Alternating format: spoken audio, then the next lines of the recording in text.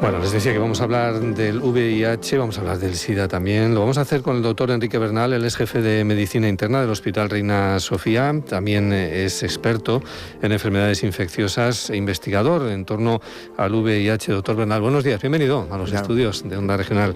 Agradecemos aquí su presencia. Estamos en este Día Mundial, Día de Lucha contra el SIDA, una enfermedad, el VIH y el SIDA como tal enfermedad que se declaraba ya por el año 1988. ¿Es una enfermedad olvidada hoy? ¿La hemos olvidado? Bueno, pues tiene menos trascendencia que años previos, ¿no? Los primeros casos de VIH fueron en el año 1981 y desde el año 81 hasta el año 1996 no se consiguió obtener un tratamiento antirretroviral realmente eficaz, y durante toda esa época pues hubo muchos casos y muchos fallecimientos, por desgracia, y ahí fue donde más impacto tuvo, ¿no? Conforme la enfermedad pues se ha ido controlando y se ha ido reduciendo de forma muy significativa la mortalidad, pues lógicamente el impacto social se ha reducido de forma notable. Actualmente seguimos teniendo casos, por desgracia, sigue habiendo bastantes casos, pero no tiene esa trascendencia que ha tenido en los años previos. Casos en la región de Murcia, anotábamos en el año 2024 108 casos, pero de los cuales parte de ellos afectaba a población joven. Sí, eso es un dato importante también. Es verdad que la mayoría de los casos suceden en hombres, especialmente hombres que tienen sexo con hombres, y suceden sobre todo en este colectivo, en este grupo de menores de 30 años, ¿no? Y esto es un dato importante. Y hemos visto que se está incrementando también en la población muy joven. Por ejemplo, en los hombres, aunque son pocos casos, ha aumentado la incidencia entre los 15 y los 19 años, y las mujeres entre los 20 y 24 años aproximadamente, ¿no? Por lo tanto, es un grupo de especial sensibilidad donde tenemos que centrar las campañas de prevención especialmente, ¿no? Además, una parte, un porcentaje importante de esos casos se denominan, o los denominan ustedes, casos tardíos, ¿no? ¿Esto qué significa? Sí, esto es un problema que tenemos con el diagnóstico de la infección.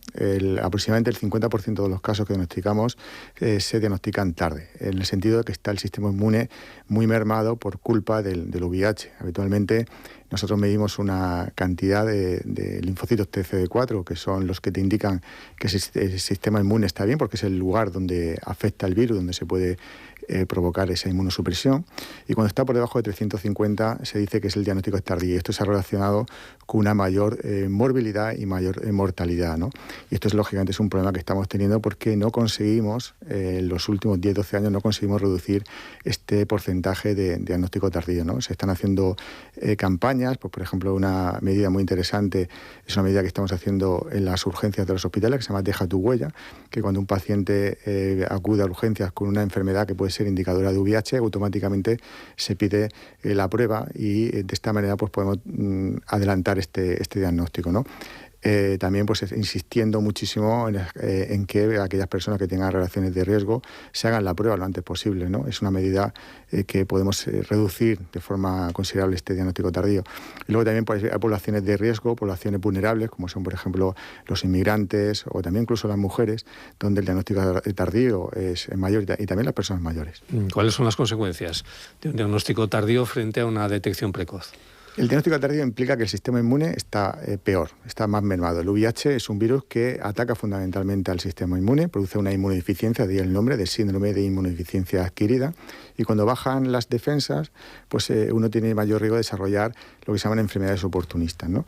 Y estas son las consecuencias. El sistema inmune está dañado, se daña más cuando se hace un diagnóstico tardío, y las consecuencias son que haya más morbilidad, es decir, más riesgo de desarrollo de lo que son enfermedades definitivas de SIDA, también enfermedades que no están relacionadas con el VIH, como son comorbilidades, y también se asocia a mayor mortalidad, ¿no? Un diagnóstico tardío implica unas connotaciones muy negativas para el paciente. Sería conveniente volver, no sé, yo recuerdo algunos años, cuando alguien se sometió a una intervención quirúrgica, del tipo que fuera, siempre se les hacía la prueba del SIDA. Todo eso creo que se fue abandonando, estos protocolos, ¿no? Y se han ido reduciendo a estos grupos y a estas circunstancias que usted comentaba, ¿no? No sé si sería conveniente volver un poquito hacia atrás en la aplicación de esos protocolos. Bueno, sería muy interesante.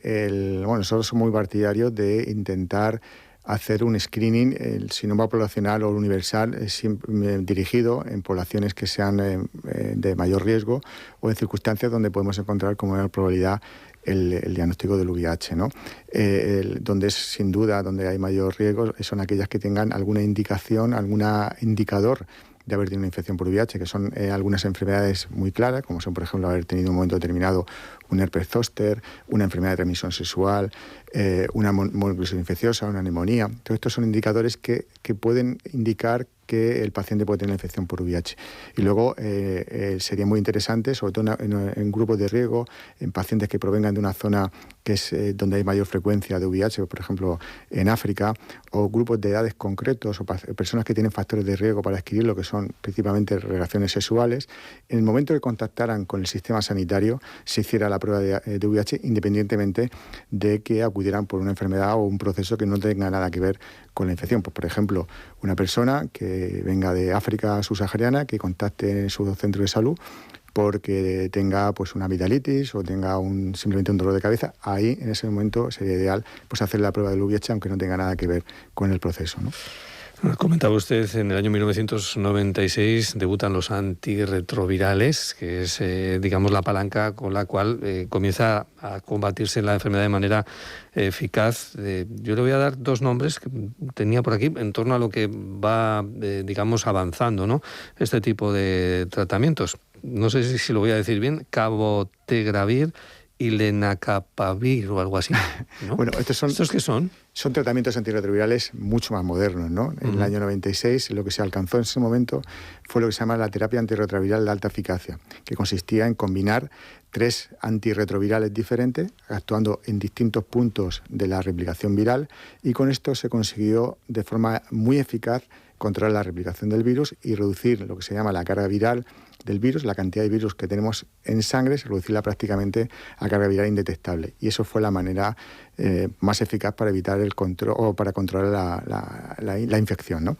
Estos fármacos son antirretrovirales, el cabotegravir y el lenacapavir tienen la ventaja que son los 2 fármacos que han surgido que se pueden administrar por vía parenteral, no son fármacos que se pueden administrar por vía oral.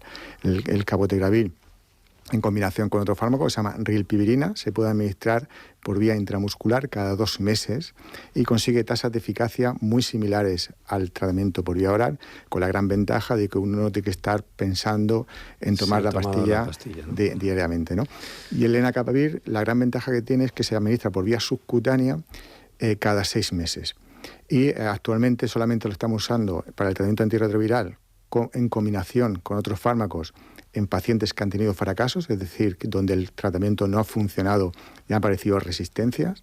El lenacapavir, combinado con otros fármacos, es tremendamente eficaz y la ventaja que tiene es esa administración subcutánea cada 6 meses. ¿Dónde es muy útil actualmente? Actualmente lo estamos usando, o se puede usar, aunque aquí en España todavía no está aprobado por distintas características, entre ellas el precio. La ventaja que tiene es que se puede usar en lo que se llama la profilaxis preexposición, es decir, en sujetos sanos, sujetos que no han adquirido el VIH, y que el hecho de tomar una medicación, como puede ser el lenacapavir, que se administra por vía subcutánea cada 6 meses, pues reduce el riesgo de infección por VIH de forma muy considerable, ¿no? El riesgo de adquirir la infección por VIH. El lenacapavir se ha probado en África, en mujeres cis y también en hombres cis. Y, por ejemplo, en mujeres cis, en el ensayo clínico que se ha desarrollado con más de 5.000 personas, pues en la rama que utilizó la lenacapavir no se contagió ni una sola mujer del VIH. En cambio, las otras ramas donde se utilizaba el tratamiento con la profilaxis preexposición oral, sí que había pues entre 20 y 30 contagios, ¿no? Y todos estos avances no están relajando la prevención de, bueno, en las prácticas sexuales de los grupos de riesgo, es decir, bueno, si pasa algo, como ya ha avanzado tanto la medicación que cura o que previene, ¿no? Pues no pasa nada, ¿no? Pero lo que pasa es luego son con otras enfermedades de transmisión sexual, ¿no? Sí, indudablemente. Aquí en Murcia tenemos la posibilidad de usar esta profilaxis preexposición, que está dirigida fundamentalmente al colectivo que tiene diferentes parejas sexuales o prácticas de riesgo sexual que puede adquirir la infección por VIH. Y pues las tasas de eficacia son muy, muy altas, y sabiendo que está esto, pues lógicamente uno pues se relaja en el uso del preservativo y que puede aumentar las otras enfermedades de transmisión sexual que no se previenen con el uso de la profilaxis preexposición. Pero también lo estamos viendo no solamente en las personas que utilizan la PrEP, sino en personas que no utilizan habitualmente, porque se ha perdido el miedo al contagio del VIH, hay una relajación importante en el uso del preservativo, también hay cambios desde el punto de vista social, las redes sociales, el hecho de, por ejemplo, usar prácticas, por ejemplo, como son, por ejemplo, el chemsex, que es una práctica que se ha puesto muy de moda, que consiste en la utilización de fármacos, drogas, para estimular el placer sexual y pues esto facilita o puede facilitar no solamente el contagio del VIH, sino también otras infecciones como el virus de la hepatitis C o otras enfermedades de transmisión sexual. La comunidad científica se marcaba el año 2030 como el año objetivo para terminar de dar por controlada definitivamente la enfermedad del SIDA y la propagación del virus del VIH. ¿Es un objetivo alcanzable? Es un objetivo alcanzable, lo que pasa es que últimamente por la pandemia y luego la pérdida de financiación a través, por ejemplo, de Estados Unidos con la pérdida de los PEPFARs, pues lógicamente ahora mismo eso es complicado, ¿no? Es complicado, es alcanzable. La idea el objetivo fundamentalmente era lo que se llama el 95-95-95, que es el 95% de las personas que tienen el VIH que sean diagnosticadas, 95% de ese tratadas, y de ese 95% tratadas que estén con carga viral indetectable, que cuando uno tiene carga viral indetectable no contagia el VIH, ¿no? Entonces la idea es que alcanzar en el año 2030 esos objetivos para que el VIH deje de ser un problema de salud pública como tal, ¿no? Como estamos en España, pues estamos acercándonos, por ejemplo, con respecto al primer 95 estamos en el 92, el segundo en el 96, que está bien, y el tercero en el 90,4, ¿no? Que esto quiere decir que todavía tenemos aproximadamente un 7,5% de la población española que no sabe que tiene el VIH. A nivel mundial está la cosa peor. A nivel mundial aproximadamente hay más de 5 millones de personas que viven con el VIH y no saben que lo tienen, ¿no?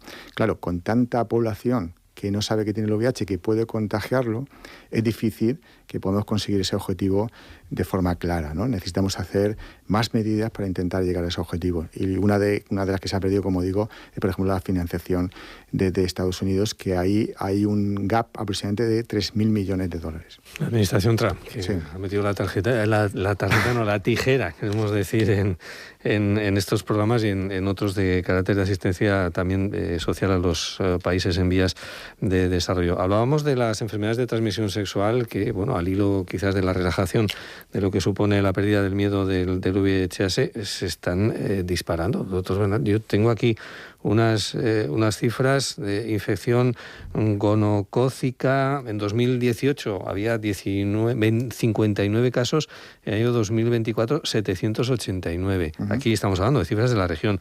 Sífilis en 2018 65 casos, en 2024 286. Y la clamidia en 2020 166 casos, en 2024 710. ¿Qué pasa? Sí, la verdad que es un problema. Las cifras el crecimiento es espectacular en cuestión de pocos años. Sí, la verdad que es un crecimiento exponencial en algunos casos. La verdad que es un tema tremendamente preocupante y tenemos que hacer algo, ¿no? Esto lo que acabamos de comentar previamente, hay una relajación de la población general en el sentido de que hay un miedo, una pérdida del miedo al contagio del VIH y de otras ETS, una relajación en el no uso del preservativo, aumento de las relaciones sociales, aumento del número de parejas sexuales. El tema de, pues, como digo, las relaciones sexuales están influyendo ahí negativamente en este aspecto, y prácticas diferentes, como son, por ejemplo, con la que hemos comentado del chemsex, todo esto está favoreciendo que se incrementen de forma muy, muy considerable, ¿no? Entonces tenemos que hacer, yo creo que hay que insistir mucho en las campañas de concienciación, muy importante, campañas de salud sexual y dirigidas especialmente al grupo donde está incrementándose especialmente, que es la población más joven, ¿no? Sin duda, ahí es donde tenemos que insistir y sin esto es muy complicado que podamos controlar esta epidemia que realmente estamos teniendo en este momento, ¿no? Hablábamos de una parte de la población que es portadora del virus del VIH, que no lo sabe, no lo conoce. ¿Podría llegar a tener algún indicio o no? O ya, a no ser que, como estábamos comentando, llegue a una prueba de carácter médico de otro tipo y se le someta a esa prueba, pues resulte el positivo. El VIH, cuando uno es asintomático. Sí, normalmente cuando tiene 3 fases. La primera fase, en uno que se contagia, puede pasar como un cuadro desapercibido, un cuadro viral, como si fuera una gripe, una mononucleosis infecciosa, que pasa muchas veces desapercibido. Y luego está un periodo asintomático, donde no tiene ningún síntoma, que pueden ser muchos años, hasta que desarrolla la fase de SIDA, que ahí ya desarrolla una enfermedad oportunista, una enfermedad definitoria de SIDA, donde el cuadro pues es tremendamente llamativo y que puede llevar a la muerte en pocos meses, ¿no? Dependiendo de la enfermedad definitoria de SIDA, ¿no? Entonces, lo que nosotros insistimos muchísimo es que se hagan la prueba. Es decir, que si una persona ha tenido relaciones sexuales de riesgo o ha contactado con personas o ha tenido alguna práctica de riesgo, pues que automáticamente se haga la prueba, y hay facilidad de hacerse la prueba. Uno puede ir al centro de salud y comentarlo, puede ir a la farmacia, hay distintos puntos donde se puede hacer la prueba sin ningún coste asociado, ¿no? Eso es fundamental, la realización de la prueba por parte del paciente, ¿no? Y luego por parte de nosotros, de la Administración, pues intentar incrementar el número de pruebas en todas las personas que contactan con el sistema sanitario, especialmente los grupos de riesgo por edad o por prácticas de riesgo. ¿El tratamiento y la gestión de estos enfermos se sigue haciendo en los hospitales o se hace ya en los centros de salud?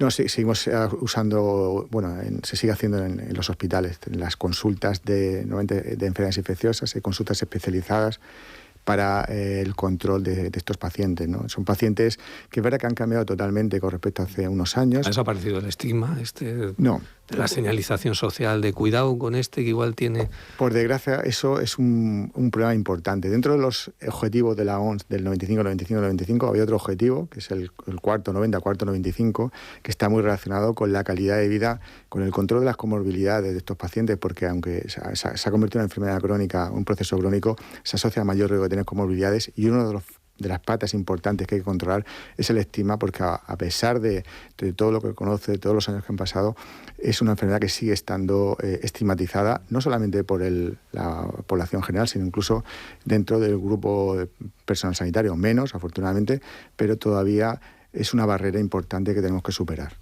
Decía que ha cambiado en los últimos años el perfil, digamos, del paciente o de la persona que está contagiada del VIH. Sí, ha cambiado totalmente. Actualmente la esperanza de vida de una persona que vive con el VIH es prácticamente igual o similar a la población general.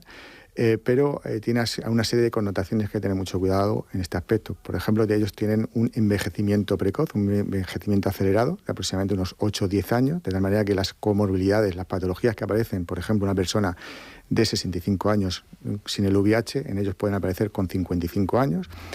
Por ejemplo, tienen mayor riesgo de tener infartos agudos de miocardio o ictus, también mayor riesgo de cáncer no asociado directamente con el SIDA, pues, por ejemplo, cáncer de pulmón, cáncer anal, etcétera, etcétera. Esto hace que la organización de las consultas haya cambiado. Estamos centrados, lógicamente, en controlar que el virus no se replique, pero como los tratamientos son muy eficaces, esto va, no iba a decir que va solo, pero va muy bien controlado, va bastante bien. Tenemos que preocuparnos, además de esto, del control de estas comorbilidades y actuar con medidas preventivas, pues, por ejemplo, para evitar el desarrollo de infartos, pues indicarles medidas de dieta, ejercicio, e incluso también utilizar estatinas en un grupo que sea recomendable. También hacer medidas de prevención del cáncer, hacer screening, hay que hacer screening de forma más precoz, por ejemplo, cáncer de pulmón, cáncer de mama, cáncer de colon. Hay que actuar de forma muy proactiva y no reactiva, porque sabemos que el riesgo es mayor en estos pacientes. Una última cuestión. La medicina, la inteligencia artificial. ¿Cómo no hablar de la inteligencia artificial, doctor? ¿Se puede aplicar y se está aplicando también a la hora de...? Bueno, ahora mismo la inteligencia artificial estamos en los inicios, ¿no? de la misma, ¿no? La verdad que tiene mucha utilidad. Yo creo que tenemos un futuro apasionante con ella, porque nos puede permitir en la práctica clínica, pues por ejemplo, en estas campañas de realización de screening y detección precoz de algún tipo de enfermedades, pues nos puede focalizar qué paciente en concreto de hacer una medicina personalizada necesita hacer un screening, por ejemplo, para cáncer de pulmón, o si hay que hacer algún tipo de vacunación en tu paciente en concreto, no tienes que estar revisando los informes continuamente. Es decir, podemos establecer un sistema de alertas que nos pueda permitir hacer una medicina personalizada en cuanto al diagnóstico, pero también en cuanto al tratamiento, ¿no? Que es donde va todo dirigido. No es lo mismo un paciente, una persona VIH con menos de 200 CD4, que es un paciente muy inmunodeprimido, que un paciente que está con un mejor control inmunológico, ¿no? Ahí en este aspecto clínico, pero a nivel de, por ejemplo, de investigación, nosotros en nuestro equipo equipo, en nuestro grupo de investigación, de hecho lo llamamos así, el Grupo de Investigación de Enfermedades Infecciosas e Inteligencia Artificial, la hemos incorporado totalmente porque ayuda muchísimo a poder hacer proyectos de investigación, recoger datos, analizar los datos y escribir artículos científicos. Uh-huh.